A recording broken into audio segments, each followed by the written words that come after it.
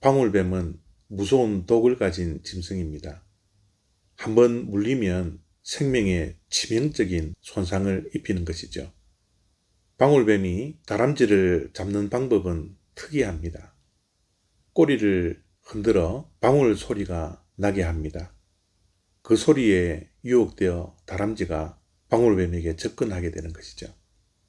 그럴 때 방울뱀이 다람쥐를 잡아먹는다고 합니다. 세상의 유혹도 마찬가지인 것 같습니다. 우리에게 늘 달콤한 소리를 듣게 합니다.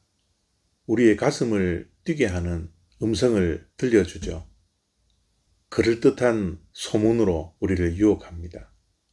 출애굽기 8장 26절부터 28절까지 말씀입니다. 모세가 이르되 그리함은 부당하니이다. 우리가 우리 하나님 여호와께 제사를 드리는 것은 애굽 사람이 싫어하는 바인즉 우리가 만일 애굽 사람의 목전에서 제사를 드리면 그들이 그것을 미워하여 우리를 돌로 치지 아니하리이까. 우리가 사흘 길쯤 광야로 들어가서 우리 하나님 여호와께 제사를 드리되 우리에게 명령하시는 대로 하려 하나이다. 바로가 이르되 내가 너희를 보내리니 너희가 너희의 하나님 여호와께 광야에서 제사를 드릴 것이나 너무 멀리 가지는 말라. 그런즉 너희는 나를 위하여 간구하라. 아멘. 파리 재앙이 정말 강력했던 것 같습니다. 바로가 모세를 불러서 이렇게 제안을 합니다. 이곳에서 여호와께 예배를 드려라. 그 말을 듣고 모세는 이런 제안에 거절을 하죠. 바로의 제안은 그럴듯한 제안이었습니다. 출애굽의 목적이 광야에 가서 하나님께 예배하는 것이지 않습니까? 그 예배를 바로가 허락하고 있는 것입니다. 그러나 그 예배드리는 장소가 출애굽을 하여 광야가 아니라 이곳에서 애굽 땅에서 예배를 드리라고 말을 한 것입니다. 모세의 귀를 솔깃하는 제안이었지만 이런 제안에 거절한 것은 하나님의 말씀에 맞지 않았기 때문입니다. 거절을 당한 바로가 모세에게 또 다른 제안을 합니다. 내가 이스라엘 백성들을 내보내겠다. 광야에서 예배는 드리되 멀리는 가지 마라. 그렇게 제안을 합니다. 사단이 우리를 유혹하는 소리도 이와 비슷합니다. 100% 하나님의 말씀에 순종하는 것이 아니라 늘 타협하라고 우리를 유혹하는 것입니다.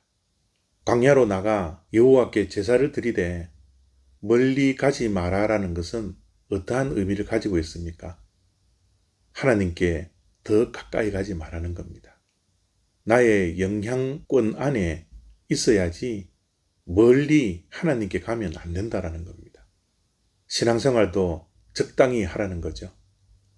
하나님께 더 가까이 가지 말고 적당히 신앙생활 하면 되지.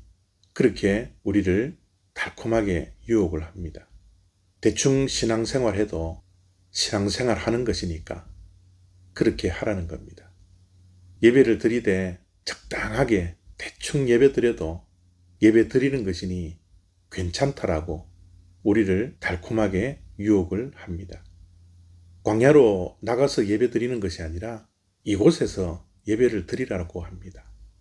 이곳에서 예배를 드려도 괜찮다라고 유혹을 하죠.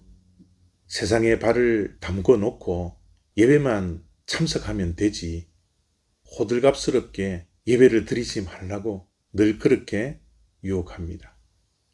달콤하지 않습니까? 여기에서 예배를 드려도 되고 광야에 가서 멀리 하나님께 가지 않고 대충 예배를 드려도 괜찮다라고 오늘날에도 사단의 유혹은 우리에게 지속됩니다. 어떻게 이러한 달콤한 사단의 유혹을 물리칠 수 있을까요? 모세는 바로의 말을 들은 것이 아니라 여호와의 명령, 하나님의 말씀을 듣고자 했습니다. 하나님의 말씀에 귀 기울일 때 우리는 세상의 달콤한 소리에 유혹되지 않습니다. 세상의 소리가 아무리 달콤하다 할지라도 하나님의 말씀을 듣고 하나님의 말씀에 붙들리면 우리는 유혹을 극복할 수 있습니다. 오늘도 세상의 소리에, 사람의 소리에 귀를 기울이는 것이 아니라 하나님의 말씀에 귀 기울일 수 있는 복된 하루 되시기를 바랍니다. 감사합니다.